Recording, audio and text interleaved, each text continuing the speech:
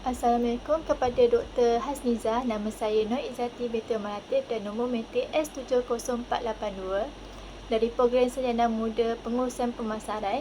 Hari ini saya akan membentangkan tugasan dua individu iaitu komunikasi interpersonal. Pepengaruh pilihan saya ialah Isyariana. Seorang selebriti, penyanyi dan baru-baru ini telah menjadi usahawan biskut raya semperit pada raya tahun ini. Bagi tugasan ini, saya telah memilih untuk menganalisis 5 hantaran terkini daripada akaun Instagram beliau dan 5 hantaran terkini daripada akaun TikTok beliau bagi melihat perkaitan dan keberkesanan mesej yang disampaikan berdasarkan aspek komunikasi verbal, bukan verbal, persepsi dan sasaran khalayak. Pertama, mari kita lihat kandungan di Instagram Isyariana. Di platform ini, beliau lebih bersifat estetik dan profesional.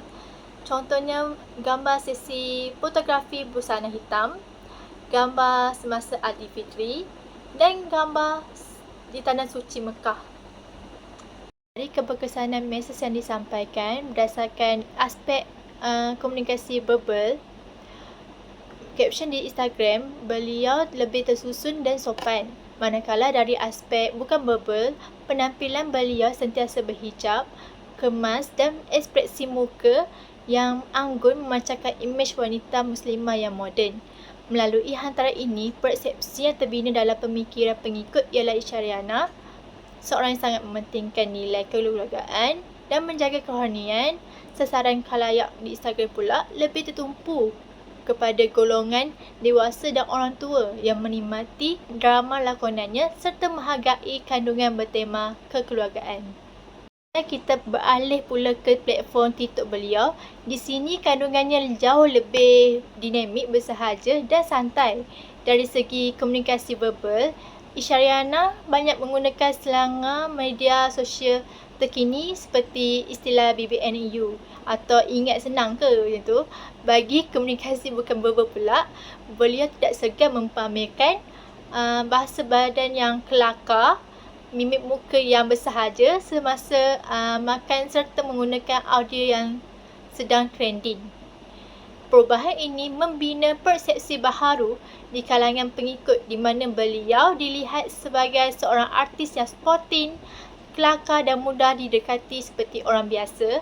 Oleh itu, sasaran khalayak di TikTok adalah berbeza, iaitu lebih dominan kepada golongan muda dan remaja, iaitu Gen Z, yang menyukai kandungan berunsur hiburan ringan.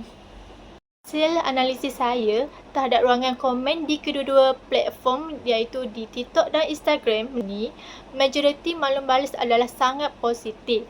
Di Instagram, pengikut banyak mendoakan kesejahteraan keluarga beliau, manakala di TikTok, ruangan komen dipenuhi interaksi, jenaka dan usitkan daripada peminat yang terhibur dengan gelagatnya.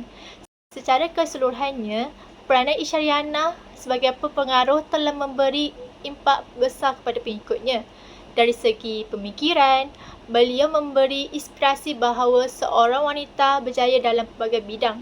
Bukan sahaja dalam lakonan dan penyanyi, mahupun beliau telah meniaga biskut raya. Dan dari segi tingkah laku pula, beliau berjaya mendorong pengikut untuk menyokong produk tempatan dengan membeli biskut separate beliau. Dari segi gaya hidup pula, beliau mempromosikan gaya hidup yang seimbang antara kejaya, keluarga dan kecantikan ke diri. Kesimpulannya, pemilihan media sosial yang tepat membolehkan seseorang pepengaruh yang menyesuaikan gaya komunikasi interpersonal mereka mengikut kesesuaian khalayak.